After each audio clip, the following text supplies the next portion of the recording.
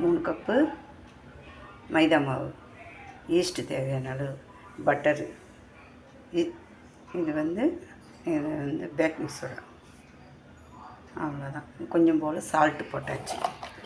Salt கொஞ்சம் போல் போட்டோம். அது எல்லாத்தையும் ஒன்றா பிசைஞ்ச பிறகு உங்களுக்கு காட்டும். மாவு நல்லா பிசைஞ்சு எடுத்து வச்சாச்சு. இதை மூடி வச்சிடணும். மூடி வச்சு அது மேற்பட்டு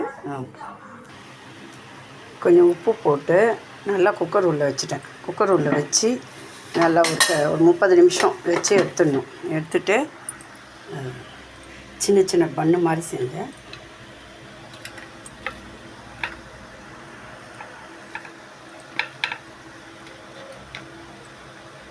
சின்ன சின்ன பன்னு மாதிரி செஞ்சேன்.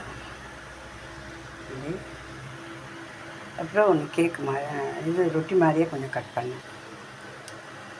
செஞ்சாச்சு. சும்மா பசங்களுக்கு செஞ்சு கொடுக்கலாம்.